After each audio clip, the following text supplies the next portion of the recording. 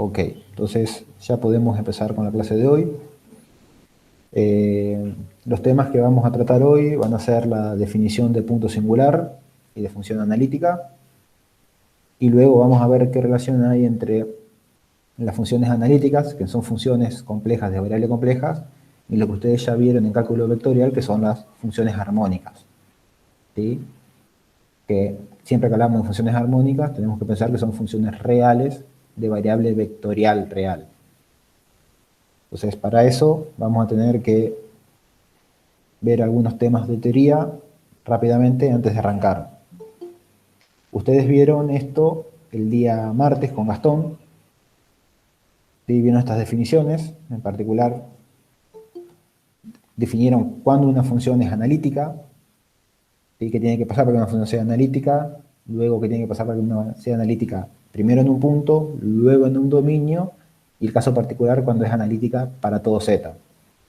Entonces, si vemos las definiciones, vamos a decir que una función es analítica en un punto z0 si tiene derivada en ese punto y en un entorno de ese punto. ¿Sí? Fíjense que es una restricción mucho más fuerte que la existencia de la derivada. Porque ahora hablamos de la que existe de la derivada, no solo en el punto que estamos estudiando, z0, sino también para todos sus vecinos que forman un entorno de él. ¿Sí? Entonces, si se cumplen esas dos condiciones, derivada en z0 y derivada para todo punto de un entorno, entonces podemos decir que la función es analítica en z0. Luego, si tomamos ya un conjunto de puntos en el plano complejo, ahí lo llamaron S, vamos a decir que la función es analítica en ese conjunto de puntos si es analítica en todos y cada uno de los puntos que forman el conjunto S. ¿Se entienden las definiciones en cada caso? Y se entiende que decir que una función es analítica en un punto es mucho más específico y restrictivo, que decir que tiene derivada en ese punto. Esto es esencial, así que me encantaría que me confirmaran si estamos de acuerdo con estas definiciones.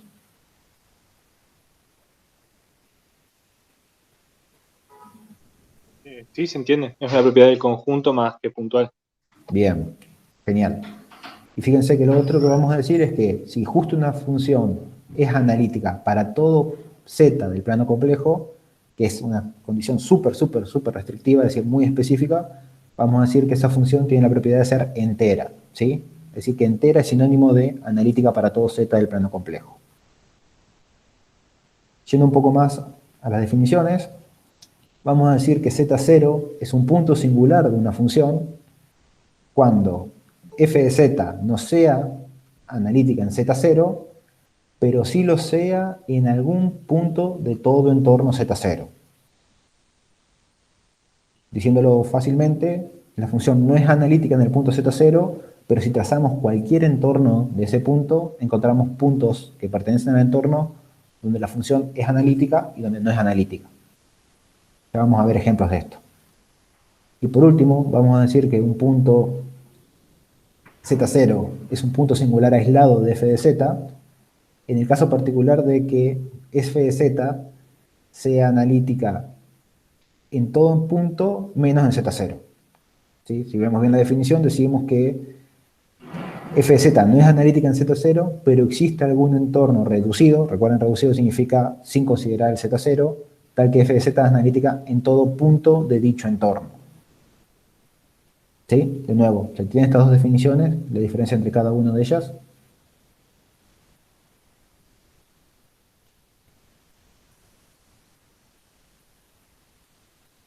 Entiendo que en sí. Entonces, lo último, ya para ir cerrando esta primera introducción, vamos a ver que tenemos un teorema que nos dice que si f de z es analítica en un dominio D, entonces f es continua en D. Recuerden que la existencia de la derivada garantiza la continuidad de una función, y por el contrario, si una función no es continua en una región o en un punto dado, por lo tanto no tiene derivada. Justamente este teorema se desprende de la relación entre derivada y continuidad. Y por último, si tenemos dos funciones que sean analíticas en un dominio D, entonces su suma va a ser analítica en ese dominio, su resta va a ser analítica, su producto va a ser analítica en el mismo dominio, y su cociente lo va a hacer salvo en los puntos donde se anula el denominador. Y por último, la composición de funciones. Recuerden que eso es aplicar una función a una función, ¿sí? Así encadenada, va a ser analítica en D, siempre y cuando las funciones componentes sean analíticas en ese dominio. ¿Sí? ¿Estamos de acuerdo con todas estas definiciones? ¿Hay alguna duda, alguna consulta? ¿Algo que hablar antes de seguir?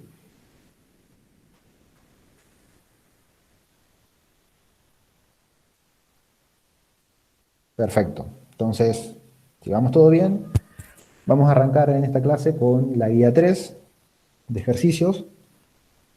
En particular vamos a tratar con la sección 1 y veamos los primeros casos. Fíjense que lo que nos dice el ejercicio es que digamos en qué regiones del plano complejo son analíticas las siguientes funciones. Y vamos a hacer nosotros los dos primeros casos. Déjame copiar y ya vuelvo al pizarrón. En el primer caso tenemos 2z² más 3. Vamos a hacer el caso C, que tenemos el cociente z más 1 sobre 2z menos 1. Y vamos a hacer un caso que no está ahí. Vamos a llamar caso F. Vamos a trabajar con la función logaritmo principal de z. Ya van a ver por qué es importante este último caso. Terminé de copiar, así que presento. ¿Se ve bien mi letra? ¿Se ve bien cómo escribo? ¿O escribo demasiado feo? No, se No, entiende profe, bien. se entiende. Bueno, por favor, si está muy feo, díganmelo y lo corrijo. Entonces tenemos estos tres casos y tenemos que decir en qué región del plano complejo Z la función es analítica. Fíjense que no nos pide demasiado más allá de dar la región. Entonces para eso nos vamos a basar en la teoría. Veamos el caso A.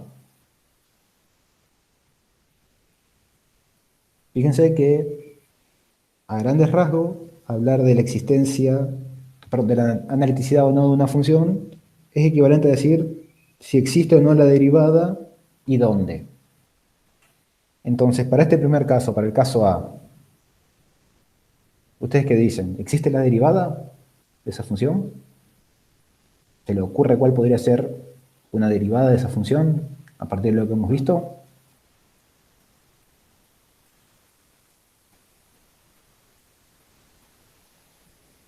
Sí, 4Z. Perfecto. O sea, nosotros ya sabemos que existe la derivada, que va a ser 4z, por reglas de la de diferenciación que vimos la semana pasada, perdón. ¿Y dónde va a existir esa derivada? En todo el complejo. Perfecto. Entonces va a existir la derivada para todo z que pertenezca a los números complejos. ¿Sí? Entonces podemos decir directamente que la función va a ser analítica, porque existe la derivada, y si nosotros decimos que es analítica, tenemos que decir dónde. Justamente el dónde ¿Podría le da decirle esta parte de solamente acá. que la función es entera y listo? Genial. Iba a llegar a eso recién, pero ya que lo decís vos, lo agrego acá abajo porque tenés toda la razón. F de z es entera. ¿Sí? Entonces, para terminar con la definición anterior, dijimos analítica para todo número z que pertenezca a los complejos. Entonces, ambas definiciones son correctas. Obviamente la segunda es mucho más directa y todos entendemos que si decimos que es entera es que es analítica para todo z, es decir, todo el plano complejo. ¿Sí? Entonces fíjense de nuevo, es hablar de la existencia de la derivada.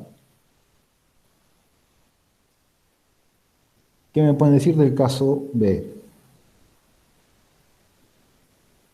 Perdón, el caso C, el segundo caso.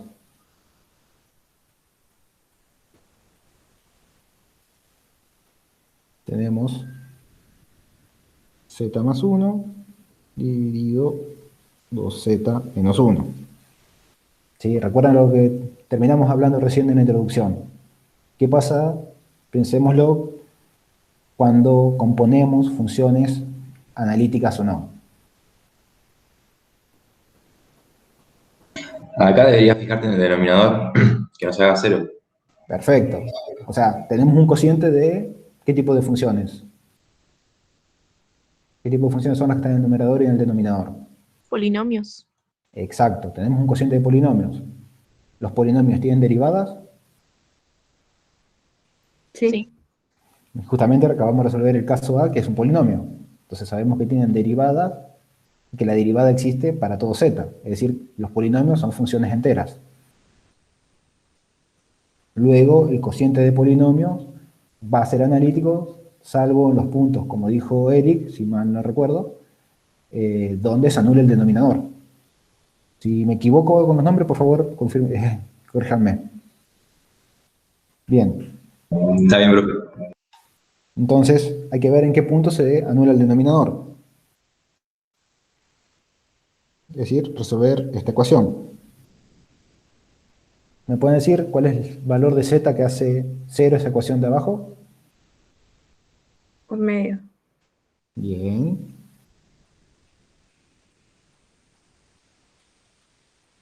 Entonces, ¿qué podemos decir respecto a la analiticidad de f de z? Que existen todos los puntos menos en z igual a 1/2. ¿Que existe qué, perdón, Doris? Te faltó una partecita. Que pertenece a todos los puntos de z perteneciente al complejo menos en z igual a 1/2. No sé si está bien. No sé si es que es analítica menos en ese punto. Ahí está. Tu primera definición estaba correcta si decías existe la derivada para todo z distinto de 1/2. Y lo último que dijiste está correcto, es decir, va a ser analítica f de z. Va a ser analítica. Perdón. Para todo z perteneciente a los complejos menos el punto 1/2. O lo que es lo mismo, para todo z distinto de 1/2. ¿Sí? Luego, otra definición de las que vimos al final. Z0, fíjense, perdón, Z0 igual a 1/2, es un punto donde la función no es analítica. Pero para todo otro punto distinto de Z0, la función sí es analítica. Entonces, Z0, ¿qué va a ser de nuestra función? Si la función no es analítica en ese punto, pero sí en todo punto alrededor de él. La singularidad. ¿Y alguna definición más precisa? Es una singularidad, es correcto. Pero veamos las dos definiciones que vimos hoy. Sí, el punto singular sería. Punto singular aislado. Bien, ahí está. Entonces, Z0 es un punto singular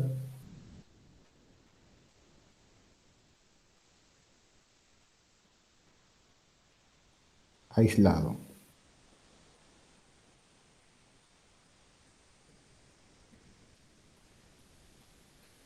¿Sí? Entonces, para esta función que vimos acá, vemos que no es, hay puntos donde no es analítica, en particular en un punto que es Z0, y como es el único punto donde la función no es analítica, decimos entonces que es un punto singular aislado.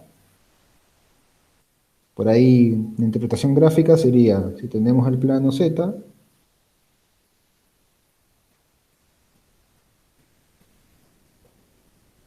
tenemos justamente en un medio, supongamos que está por acá, un punto singular aislado, y luego nuestra función es analítica para todo punto supongamos que el manchón verde, salvo justamente este punto Z0. Por eso generalmente se indica con una X, los puntos singulares. ¿Sí? ¿Alguna pregunta hasta acá?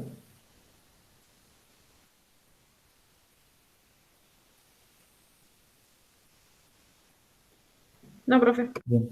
Pasemos al tercer caso de esta tanda, que no está, repito, en la guía, pero que es muy interesante desde el punto de vista conceptual. Le puse caso F nomás solamente para ponerle una letra. Fíjense que acá tenemos nuestra f de z, que es el logaritmo principal de z. ¿Cómo podríamos escribir en parte real y parte imaginaria el logaritmo principal de z? ¿Se acuerdan? ¿Cuál es la parte real y la parte imaginaria?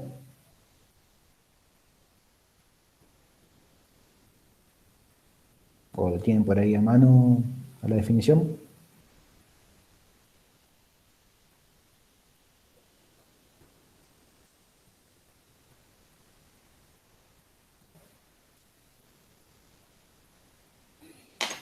Ok, entonces, la parte real era el logaritmo neperiano del módulo de z, y la parte imaginaria era el argumento principal de z. ¿Sí? ¿Se acuerdan de eso? Sí, sí. Bien. ¿Se acuerdan cuál era la región de definición de esta función? ¿No estaba definida? El logaritmo natural no toma valores negativos, son solo valores enteros, perdón, Pero, positivos. pero acordate que el módulo es siempre positivo o a lo sumo cero.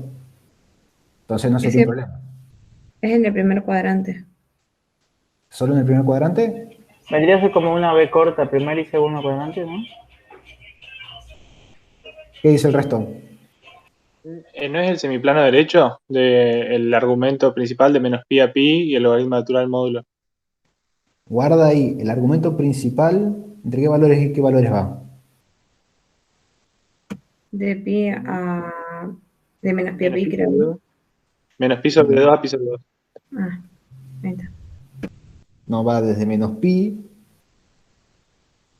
a pi, siendo igualdad estricta a la derecha, ¿sí?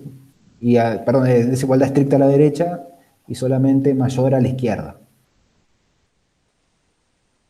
¿De acuerdo? ¿Sí? Esto ténganlo bien en claro. Esta es la definición de argumento principal.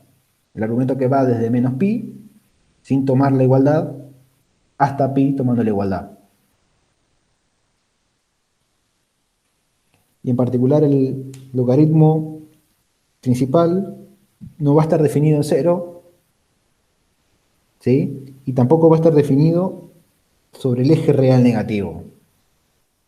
No sé si se ve el color bien, agarrando un poco la curva.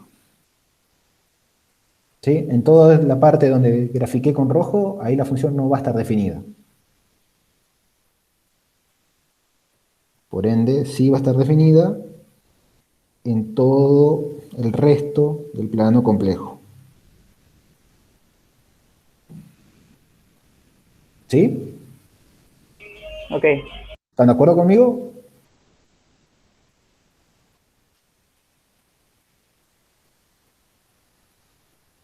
Ahora veamos qué creen ustedes que va a pasar con la continuidad de esa función.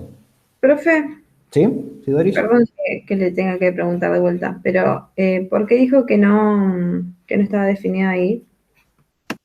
En cero, fíjense que el logaritmo natural de cero no está definido. ¿Estamos de acuerdo con eso? Sí. Bien. Y segundo, fijémonos una cosa. Capaz que con un ejemplo sea un poco más claro. Tenemos un punto que esté por acá arriba, acá. ¿Se ve el punto azul? Sí. Fíjense que está en el segundo cuadrante, perdón, muy cerca del eje real negativo, pero todavía en el segundo cuadrante. Es decir que su argumento, ¿cuánto valdría más o menos si está muy cerca del eje real negativo?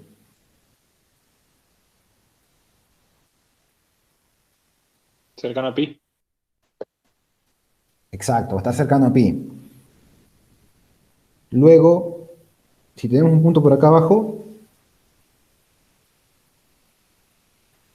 ¿cuánto va a valer el argumento? O sea, de nuevo, ahora estamos en el tercer cuadrante y cercanos a el eje real negativo. ¿Cuánto va a valer el argumento aproximadamente? Cercano a menos pi. Justamente, como estamos trabajando con el argumento principal, entonces si estamos en el segundo cuadrante, muy cerca del eje real, va a estar cerca de pi, y si hacemos lo mismo en el tercer cuadrante, cerca del eje real, vamos a estar cerca de menos pi. Entonces, fíjense que si nos vamos acercando cada vez más al eje real negativo, de un lado, en el segundo cuadrante, nuestra función vale, nuestro argumento vale pi, y nuestra función por debajo vale menos pi. Por lo tanto, en esa parte, ¿es continua la función? Cuando digo la función, digo el logaritmo principal de z. El logaritmo... dije mal. Sí, el logaritmo principal de z. Dije bien, dije bien. ¿Va a ser continua si nosotros nos movemos del segundo al tercer cuadrante pasando por el eje real negativo? No, hay una discontinuidad de salto finito. Exacto. Y acá, si mal no recuerdo lo que dije, creo que me equivoqué. Yo hablé de definición y no, lo que estaba hablando era de continuidad de la función. Capaz que eso generó el error. Yo dije, no era... No estaba... Ajá. ¿Y qué pasa con el semieje negativo de la Y? ¿También no debería no tomarlo? ¿Por qué no lo tomarías? No sé, yo estaba pensando en la función logaritmo principal, por eso, el logaritmo natural, y como está compuesta por dos variables, estaba pensando si no toma la parte negativa de X, ¿por qué si toma la parte negativa de Y? Por la definición. Fíjate que la parte de y negativa va a tener argumento menos pi sobre 2. ¿No es cierto? Sí. Y fíjate que cumple toda la condición del argumento principal. Es decir, Ok, habría que mirar eso. claro, la indeterminación en esta parte roja, o en este segmento rojo, viene dado porque estamos justo pasando entre los límites del argumento principal. No sé si lo ves por ahí, Andrés. Sí. Ya, ahora Entonces, sí.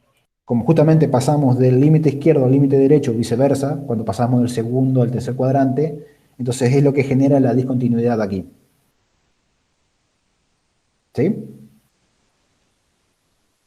Sí. Bien, en cuanto a tu pregunta, Doris, capaz por eso, vuelvo a decir, el error creo que lo cometí yo cuando estaba hablando de existencia y lo que estaba en verdad pensando era la continuidad. Entonces, la función no va a ser continua sobre el segmento que va desde cero y toma todos los reales negativos. No sé si queda un poco más claro. Y perdón si Sí, generé la confusión. no, ahí se entendió. Bien, Gracias. entonces, de nada. Estamos todos de acuerdo que la función va a ser continua para todo punto del manchón verde, salvo los puntos que caigan sobre lo que marqué de rojo, sobre el segmento real negativo. ¿Estamos de acuerdo con eso? ¿Los convencí? Sí. Bien, entonces, ¿qué me podrían decir ustedes respecto a la analiticidad de esa función, del logaritmo principal?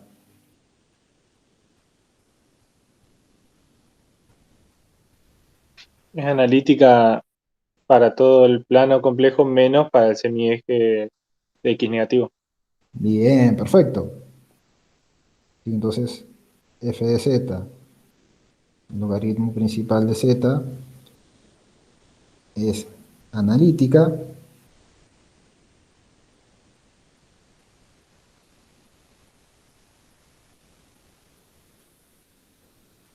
para todo z, tal que, vamos a decir, para todo z, menos los z tales que X es menor que 0, menor o igual que 0, perdón, y Y es igual a 0. ¿Sí? Recuerden que esto es conjunto. Tenemos el conjunto todo Z, y cuando hay un menos estamos quitando puntos de ese conjunto, y estamos quitando los puntos tales que la parte real sea menor o igual que 0, y la parte imaginaria sea igual a 0. ¿Estamos de acuerdo con eso? ¿Se entiende bien? ¿Se entiende la notación? Sí, profe. Y fíjense que si pensamos de nuevo como lo anterior, todos los puntos Z0 que pertenezcan a ese conjunto que definimos al final, ¿sí? Todos esos puntos, ¿qué van a hacer de nuestra función?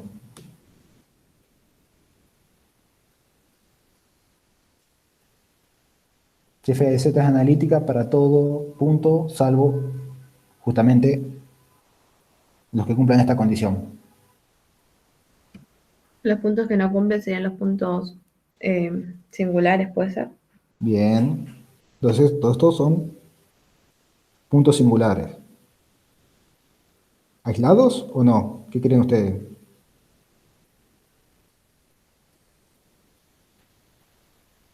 No, no son aislados.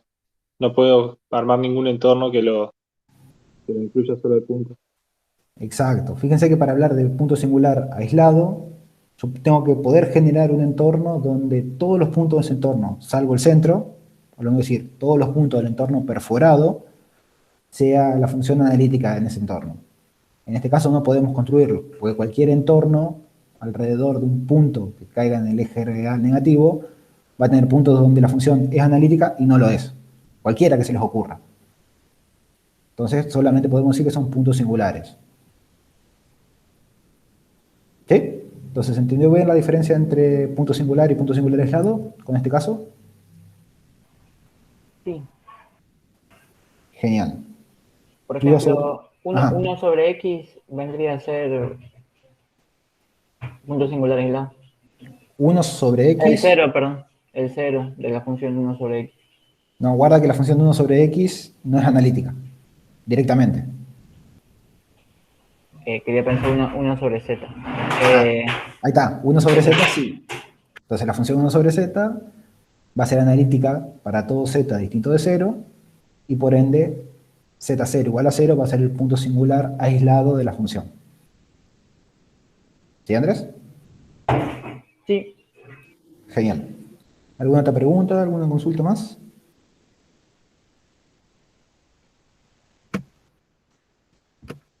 Bien, seguimos avanzando. Vamos ahora a trabajar con los ejercicios de ahí de la sección 1-2, que nos piden ver, mejor dicho, no, ver no, comprobar que cada una de esas funciones son todas funciones enteras, y vamos a trabajar con el caso, no me gusta más el caso B. Lo escribo y ya pongo el pizarrón. Si nos piden que demostremos que la función es entera, ¿qué tenemos que demostrar? ¿Qué significaba que la función sea entera? Que es analítica para todo el plano complejo. Exacto, entonces se complica un poco más. Tenemos que garantizar la analiticidad, pero a su vez en todo el plano complejo Z. Bien, ahí tenemos la función. Y de nuevo, dijimos que estudiar analiticidad no es otra cosa que estudiar la existencia de la derivada. Y ustedes ayer estuvieron trabajando con teoremas que permitían demostrar la existencia de la derivada.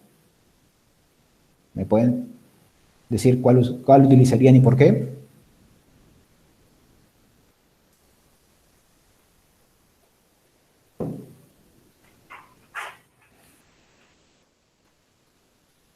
El teorema de condiciones suficientes, Bien, ¿por qué?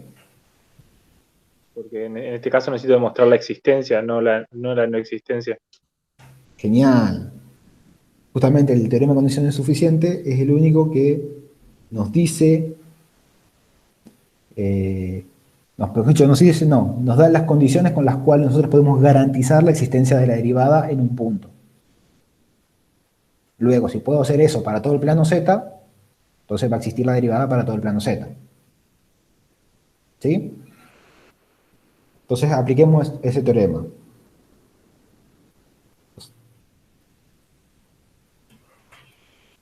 Aplicando. ¿Sí? ¿Me iban a preguntar algo?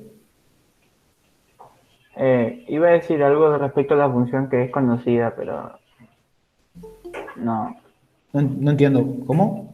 No, iba a decir algo respecto a la función que tiene pinta de ser un coseno o un seno, pero la idea era comprobarlo, creo.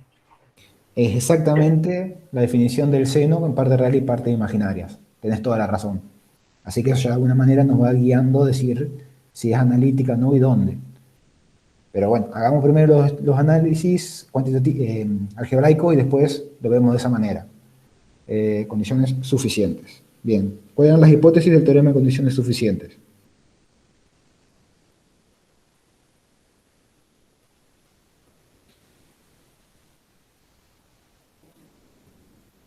¿Qué condiciones tenían que cumplirse? Lo vieron ayer, así que lo tienen que tener a mano. La existencia de derivadas parciales. Y antes que eso,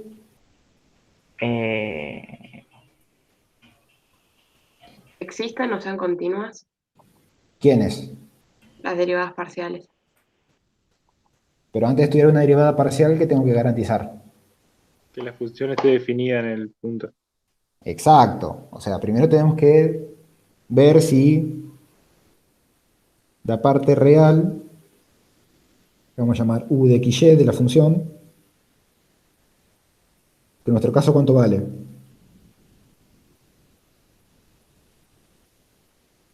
Seno de X, coseno hiperbólico de Y.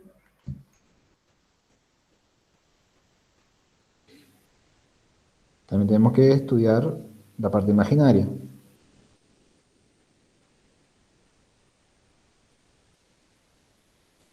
En nuestro caso, ¿cuánto vale la parte imaginaria? Coseno de X, seno hiperbólico de Y. Entonces, muchas gracias. La primera condición es que estas funciones estén definidas. Si no están definidas, ya sabemos que ahí no va a existir la derivada. Respecto a estas funciones y su definición, ¿qué podemos decir? ¿Dónde están definidas?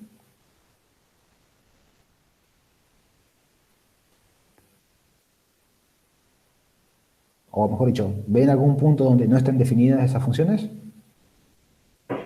No, están definidas para todos los valores. Exacto. Entonces, existen para todo par XY perteneciente a R cuadrado. ¿Sí? Recuerden que estamos trabajando con funciones reales de variable real X y Y. Entonces, acá está la primera condición. Ahora sí, la segunda condición tenía que ver con las derivadas parciales. ¿Qué tenía que pasar con las derivadas parciales? ¿Tienen que existir y ser continuos? Exacto. En el punto para decir que la derivada en ese punto existe. Entonces digan ustedes, primero principal, cuánto vale u de x.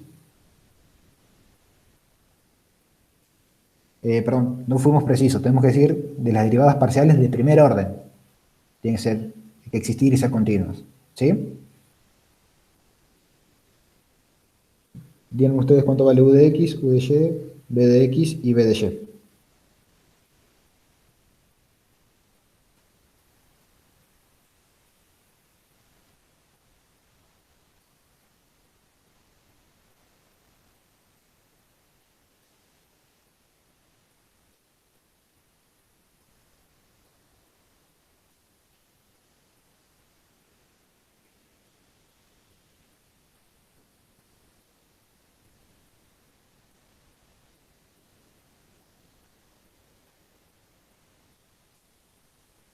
U de X es coseno de X por coseno hiperbólico de Y.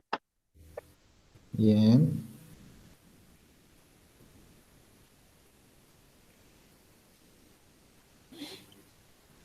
¿Alguna otra más que tengan?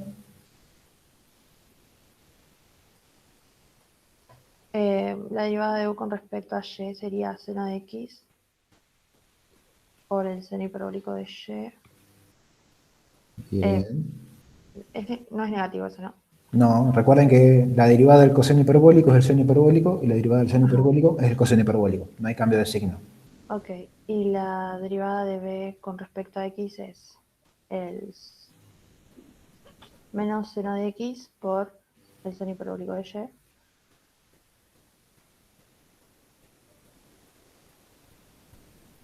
Y la derivada parcial de b con respecto a y es el coseno de x por el coseno hiperbólico de y. Genial, muchas gracias. Tenemos las derivadas parciales de primer orden de u y de b. ¿Qué podemos decir respecto a su existencia y su continuidad?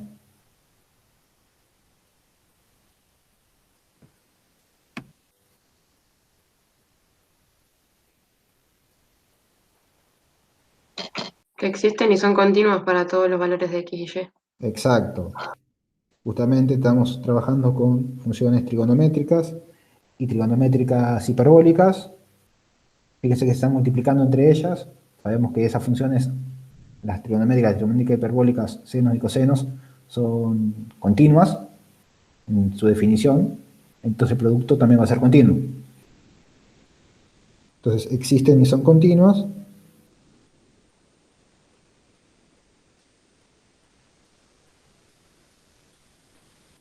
Para todo par x y y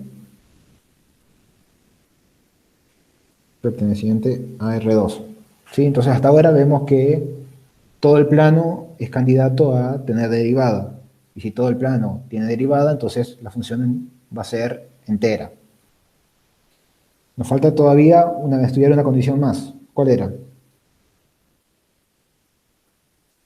La tercera condición. Que existan las ecuaciones de Cauchy-Riemann. Que se cumplan, en realidad. Exacto. Entonces, tenemos que estudiar ecuaciones de Cauchy-Riemann. ¿Me pueden repetir cómo eran las ecuaciones de Cauchy-Riemann? O recordar, mejor dicho, cómo eran las ecuaciones de Cauchy-Riemann. U de x tenía que ser igual a b de y. Pongo signo de interrogación para ver si eso se cumple. Y u de y tenía que ser igual a menos b de x. Y de nuevo, signo de interrogación para ver si se cumple. Entonces, si vemos el primer caso, tenemos que la derivada parcial de u con respecto a x es coseno de x por el coseno hiperbólico de y, que vemos que es igual justamente a b de y. Es decir, que se satisface la primera condición.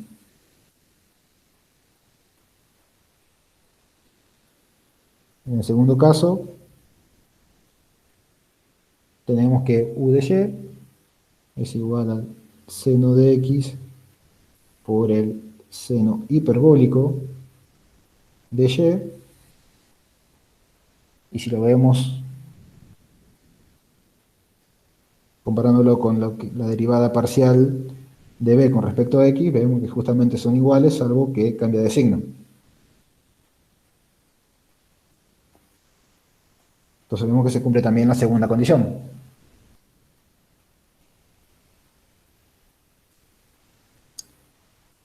Y además se cumplen independientemente de los valores de x y y. Así que podemos decir que se cumplen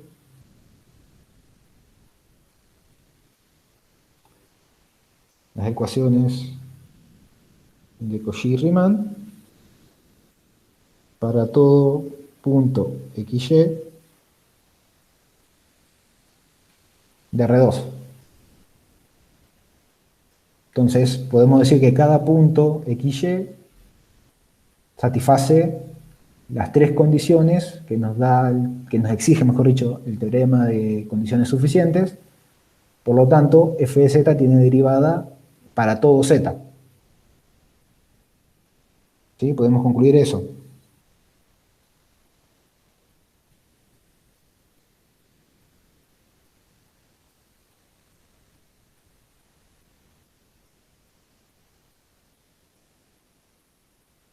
Tiene derivada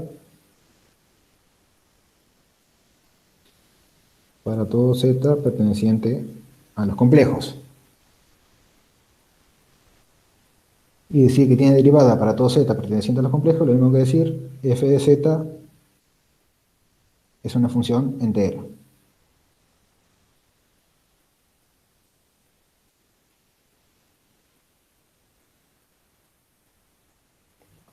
¿Sí? Entonces, redondeando el ejercicio, para probar si una función es analítica, tenemos que probar que existe la derivada. Y tenemos que decir, si existe la derivada, ¿dónde? Hay que probar que existe la derivada, entonces podemos aplicar, por ejemplo, el teorema de condiciones suficientes. Para eso hay que garantizar que se cumplan cada una de las condiciones del teorema. Que existan las componentes reales e imaginarias, que luego existan y sean continuas las derivadas parciales de primer orden, y por último que se cumplan las ecuaciones de Cauchy-Riemann. Entonces, en los puntos x, y donde se satisfagan todas esas condiciones al mismo tiempo, son los puntos donde nuestra función f de z va a tener derivada. Si esos puntos luego forman un entorno, entonces podemos decir que la función es analítica en ese entorno. Si los puntos donde existe la derivada no forman un entorno, por ejemplo, un único punto o una recta no es un entorno. Entonces, en ese caso vamos a decir que nuestra f de z no es analítica. ¿Sí? ¿Se entendió la idea? Sí, Sí, profe, profe. quedó claro. Profe. Bien. Entonces, de nuevo, recuerden, que una función sea analítica es mucho más restrictivo, es decir, estoy diciendo que cumple condiciones mucho más fuertes que solo decir que existe su derivada. Bien. ¿Alguna pregunta hasta acá? ¿Algo que haya que volver a discutir o analizar?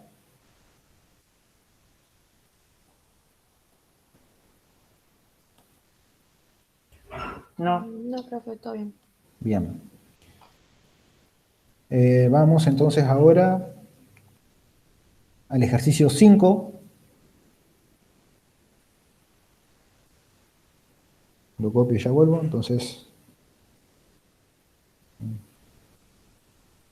el ejercicio 5 nos da una función que depende de dos parámetros, a y b, y nos piden que encontremos justamente esos parámetros de forma tal que la función w sea analítica. W está dada como x cuadrado más a por y cuadrado menos 2xy más i por b x cuadrado menos y cuadrado más 2xy. Entonces tenemos que encontrar las constantes a y b de forma tal que la función sea analítica.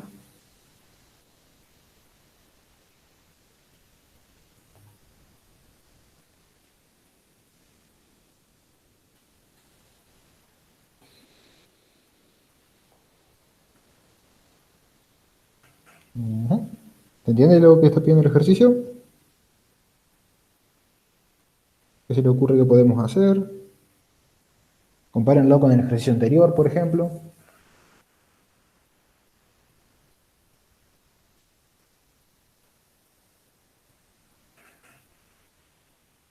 También tenemos que encontrar la derivada.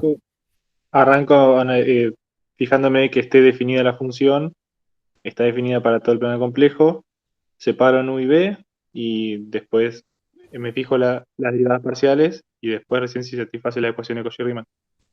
Perfecto. ¿Se entendió lo que propone? Perdón, no. ¿Tu nombre? Facundo. Facundo. ¿Se entiende lo que propone Facundo? Sí, Bien, entonces vamos a proceder de esa manera. Ahí está, ahora se ve mejor. Perdón.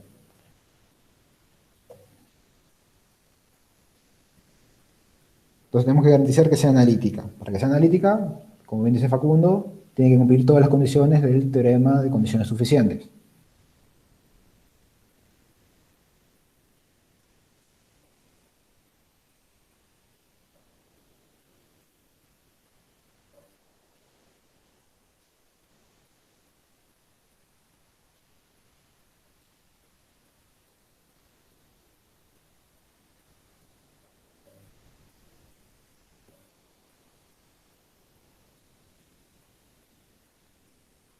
¿Sí? Teorema de condiciones suficientes. Entonces la primera condición, teníamos que ver si la parte real y la parte imaginaria estaban definidas. ¿Cuánto vale en nuestros casos u y b de xy?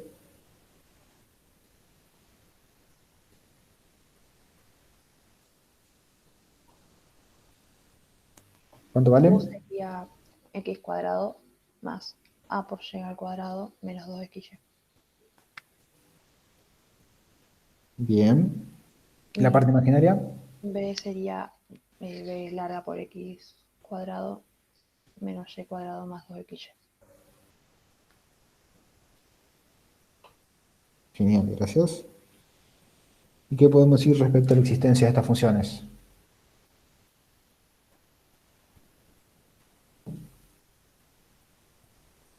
Que existen y son continuas para todo xy perteneciente a R2. Genial, existen y son continuos.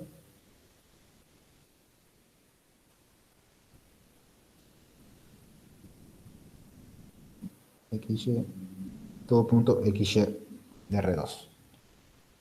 Entonces tenemos la primera condición satisfecha.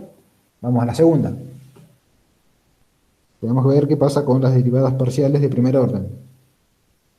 Díganme de nuevo cuánto vale u de x, u de x, u de y, b de x y b de y.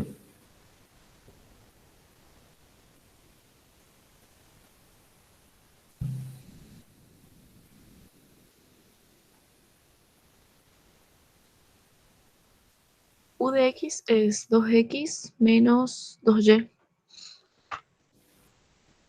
Bien. U de y,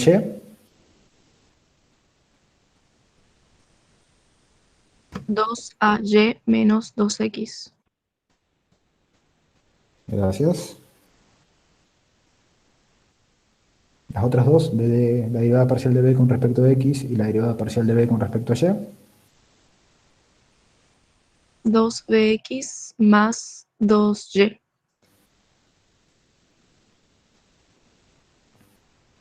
Nos estaría faltando entonces solamente derivada parcial de b con respecto a y. Menos 2y más 2x. Muchas gracias. Entonces fíjense que el resultado de la derivada, sabiendo que a y b son constantes, son Profe, polinomios. la ¿Sí? derivada de b con respecto a x, creo que le faltó la x, sería 2 bx. Tienes toda la razón, muchas gracias.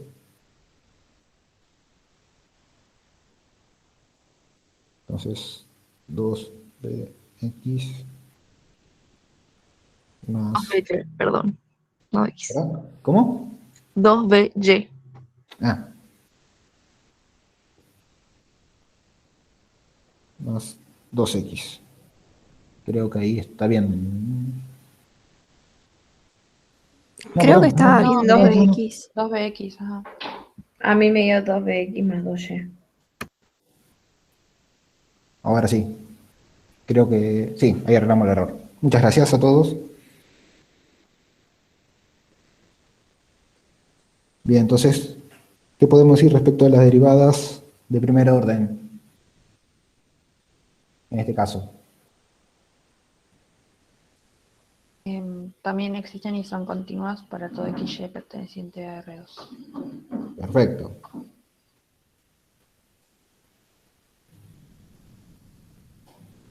Para todo par XY perteneciente a R2. Y lo último que nos queda entonces por estudiar son las ecuaciones de Cauchy-Riemann. Tenemos que ver si U de X es igual a B de Y, y por otro lado si U de Y...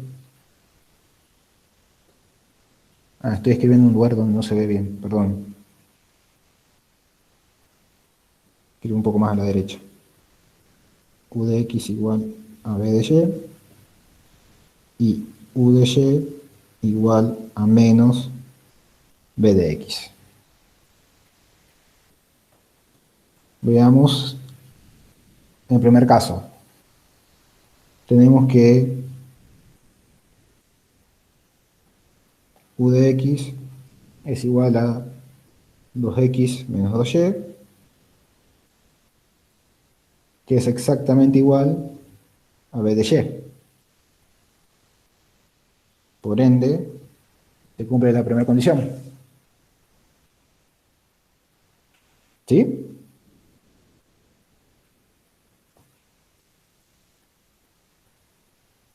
Veamos entonces la segunda condición. Tenemos que U de Y es igual a 2AY menos 2X. Y tenemos que ver bajo qué condición esto va a ser igual a menos 2bx más 2y, que es justamente menos b de x.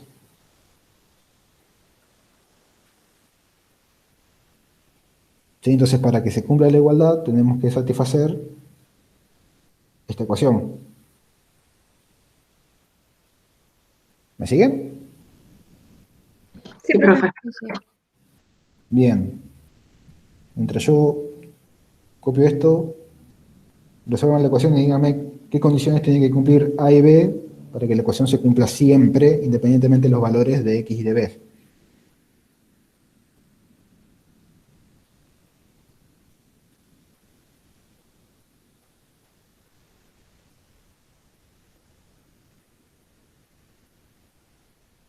profe, ¿puedo volver un ratito a la...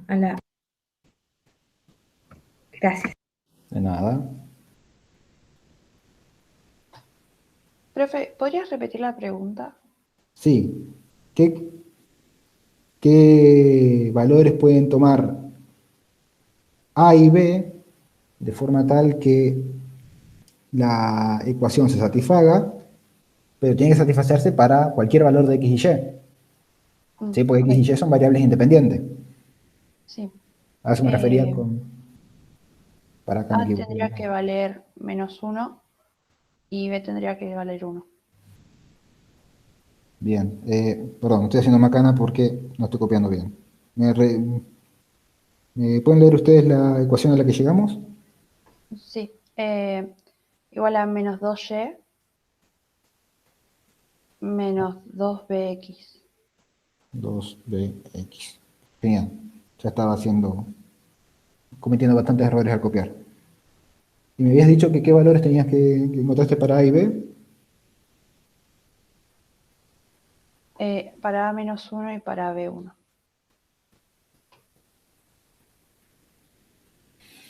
Fíjense que, como les decía, esto es una igualdad entre polinomios en variables X y Y. Entonces, para que dos polinomios sean iguales, los coeficientes que acompañan a cada uno de las variables tienen que coincidir. Es decir, que el coeficiente que acompaña a X tiene que coincidir en ambos lados. A la izquierda tenemos menos 2X, a la derecha tenemos menos 2bx. Entonces, para que se satisfaga la igualdad, para cualquier valor de X, B tiene que ser igual a 1. Perfecto. Y lo mismo acá. Tenemos a la izquierda 2AY, a la derecha tenemos menos 2Y. Entonces, para que se satisfaga esta igualdad independientemente del valor que tome y, A tiene que ser igual a menos 1. ¿Estamos todos de acuerdo con eso? Sí, sí. Buenísimo. Entonces, si volvemos ahora a la función W, y ya reemplazamos por los valores que obtuvimos de A y B, tenemos que menos x cuadrado, no, empecé copiando mal, x cuadrado menos y cuadrado menos 2xy más y por x cuadrado menos y cuadrado más 2xy es analítica. ¿Dónde?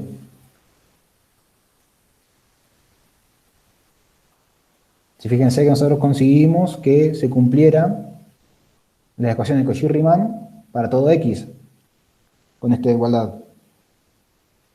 Profe, una pregunta. ¿Sí? Los coeficientes A y B no deberían ser al revés. A no debería valer 1 y B menos 1. Porque la ecuación sería U de Y Capaz que me es estoy... igual a menos B de Y. Sí, lo tomé al revés. Tenemos 2ay menos 2y, o yo copié mal acá. No, está bien, fíjate que es 2ay. A mí me dieron lo contrario. Fíjense si no copié mal yo la ecuación. Capaz que tengo algún error en la ecuación. No, está bien copiada y me dio los mismos resultados, que A tiene que valer menos 1 y B 1. Claro. Tenemos a la izquierda 2ay y a la derecha tenemos menos 2y. Para que se cumpla esa igualdad, A tiene que ser igual a menos 1. Y a la izquierda tenemos menos 2x, a la derecha tenemos menos 2bx. Para que se cumpla la igualdad, B tiene que ser igual a 1. No hay ningún error. O si hay un error, no lo estoy viendo. ¿Me ayudan? No, yo llegué al mismo resultado. Yo también. Entonces, Sí, a mí en mi caso es lo mismo. Es más, eso se puede ver mejor si es que desarrollás cada lado de la expresión y factorizás. ¿a qué te referís con desarrollar y factorizar? Tamar. Yo factoricé, agrupé las Y por un lado, las X por el otro y después los dos se me cancelan y se puede ver eso. Sacar factor común en cada caso de las variables x y y. Exacto. Tenés toda la razón. Sí, se puede ver así. Bien, entonces, no hay errores. Llegamos bien a las expresiones de A y B y con eso se cumple Cauchy-Riemann. Eso me faltó aclarar acá. Se cumplen Cauchy-Riemann para todo XY. Entonces, como se cumple Cauchy-Riemann y a su vez ya teníamos que existían las derivadas parciales y eran continuas para todo XY y existían las funciones para todo XY, podemos afirmar que para esos valores de A y B la función es analítica para todo Z, o lo que es lo mismo que, como dijimos hoy, es una función entera. ¿Sí?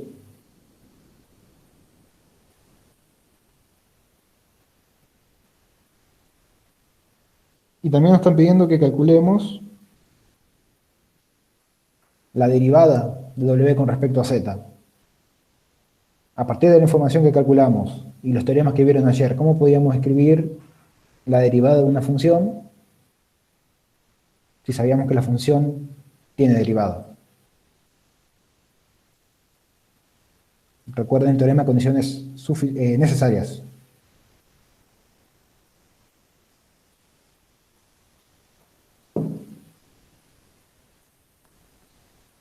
Recuerden que el teorema nos decía que si sabíamos que existía la derivada, entonces la podíamos escribir de alguna manera. ¿Recuerdan cuál era esa manera? O esas, eran varias. Una forma podría ser que U de X más I por B de X sea igual a B de Y más I por U de Y. A ver, repetime. U de X más I por B de X. ¿Estás seguro que es así? No sé, si no lo copié mal. A ver, ¿qué dice el resto?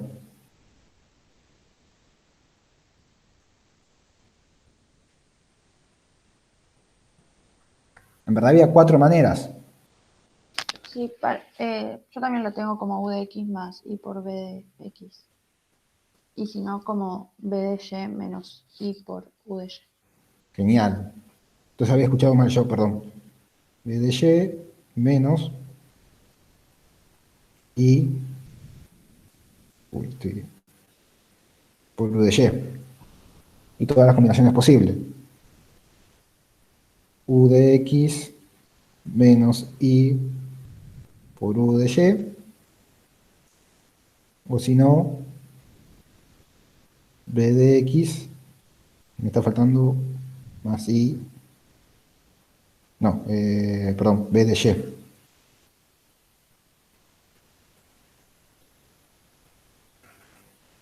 Está bien eso, ¿no? Esas 4 eran las combinaciones posibles. Corríjame si no me equivoqué en ninguna expresión.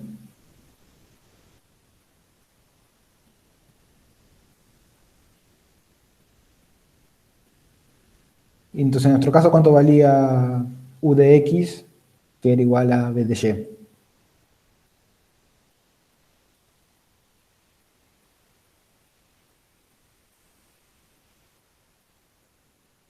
Fíjense en los U cálculos de anteriores. X es 2X menos 2Y. 2X menos 2Y. Y Esa B cosa de aparte. X es 2X más 2Y.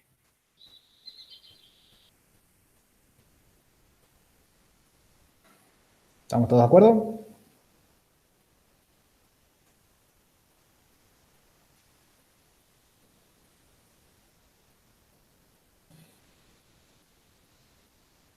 Fíjense que podemos sacar algunos factores comunes y llevar esto a una expresión más conocida. Podemos sacar factor común 2X y nos va a quedar 1 más I. Podemos sacar factor común 2Y y nos va a quedar de nuevo 1 más I. Así que todo esto lo podemos escribir como 2 por 1 más I por X más Y. Y escribo esto de esta manera para que vean que esto no es otra cosa más que 2 por 1 más I por Z. Entonces, fíjense que si podemos escribir todo de esta manera, entonces nuestra función original debe haber sido directamente 1 más I por Z cuadrado, de forma tal que su derivada nos dé esta expresión de acá. O sea, trabajando de una u otra manera llegamos a las mismas expresiones para la derivada, ya sea aplicando teoremas y condiciones necesarias o derivando directamente aplicando las reglas que ya conocemos de diferenciación. ¿Sí? ¿Alguna pregunta hasta acá?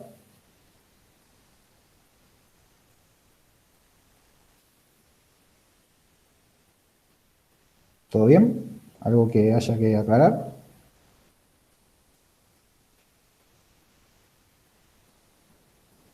No. Bien, si les parece, hacemos una pausa de unos 5 minutos como para girar las piernas, buscar, no sé, un vaso de agua, algo, o quieren que sigamos. Lo dejo a su criterio.